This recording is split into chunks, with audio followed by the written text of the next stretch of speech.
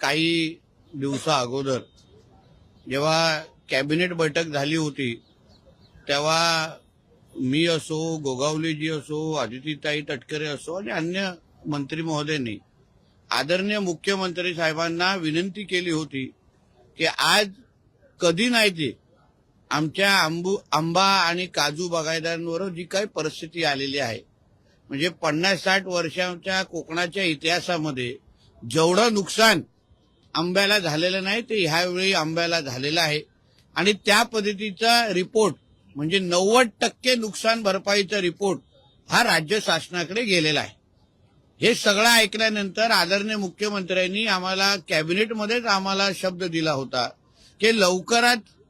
या अधिवेशनाच्या काळात सगळ्यांना एकत्र घेऊन, लोकप्रतिनिधींना एकत्र घेऊन, अधिकाऱ्यांना एकत्र घेऊन आपण आंबा आणि काजू संदर्भात बैठक लावू. त्याच अनुसार आज दुपारी 3 वाजता कोकणातले आमदार, माजी आमदार, खासदार, सगळे मंत्री महोदय सगळे एकत्र येऊन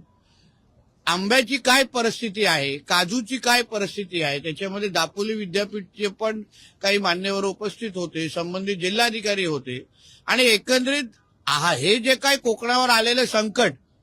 कोकणातले लोक साधारण कोणाकडे काही मागत नाहीत, वेळेत नुकसान भरपाई देतात. आमच्याकडे एनपीएचं प्रमाण कमी आहे आणि म्हणूनच प्रोत्साहन जी निधी असते ती जास्तीत जास्त कोकणाला लागू होते, तर आम्ही वेळेत कर्जफेड करणारे लोक आहोत. आणि म्हणून ही परिस्थिती जी आज आलेली आहे, आमचं मायबाप सरकार ज्यांच्याकडून आदरणीय देवेंद्र फडणवीस साहेबांकडून जे आमच्या अपेक्षा होत्या की फडणवीस साहेब महाराष्ट्राच्या खऱ्या अर्थाने नाळ ओळखणारे पैकी मुख्यमंत्री आहेत आणि त्याच पद्धतीने आज आदरणीय मुख्यमंत्री साहेबांनी असंख्य कोकणातल्या जनतेला दिलासा देणारा आणि त्याचबरोबर आंबा बागायतदारांबरोबर हे महायुतीचं सरकार खंबीर पद्धतीने उभं आहे हे शब्दापलीकडून कृतीतून दाखवण्यासाठी आदेश आणि असं म्हटलेलं आहे की हे अधिवेशन संपायच्या आत कोकणातल्या आंबा बागायतदारांसाठी सरकार काय मदत करू पाहतंय, किती मदत करणार आहे याबद्दलची माहिती या अधिवेशन संपण्याच्या आत जाहीर केले जाईल, अशा पद्धतीचा दिलासा, ताकद कोकणाला आमच्या आदरणीय मुख्यमंत्री साहेबांच्या नेतृत्वात झालेल्या बैठकीमध्ये मिळालेली आहे. मला विश्वास आहे या बैठकीकडे असंख्य कोकणातले जनता, शेतकरी फार बारकाईने लक्ष देऊन होते की नेमकं या बैठकीमध्ये काय होत आहे, आम्हाला आधार मिळतोय का, ज्या सरकारला, ज्या महायुतीच्या लोकप्रतिनिधींना आम्ही निवडून दिलं ते आमच्यासाठी आवाज उचलतायत का.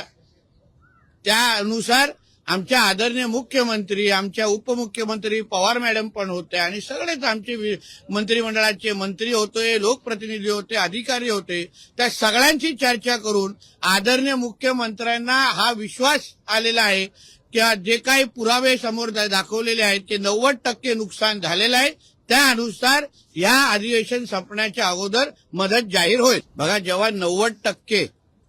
नुकसानीची माहिती सरकारकडे आल्यानंतर सरकार म्हणून हात आखडता घेण्याचं काही कारणच नाही,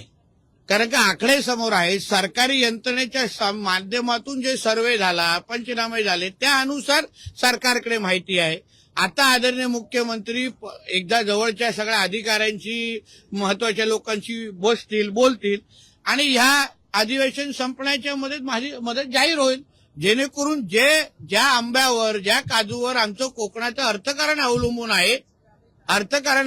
आहे त्याला मदत करण्याची भूमिका आमचा कोकणाचं अर्थकारण कुठे कोसळता कामा नये, दरडोई उत्पन्नामध्ये त्याचा काय फरक होता कामा नये, त्या दृष्टिकोनातून मदत राज्य सरकारकडून दिली जाईल.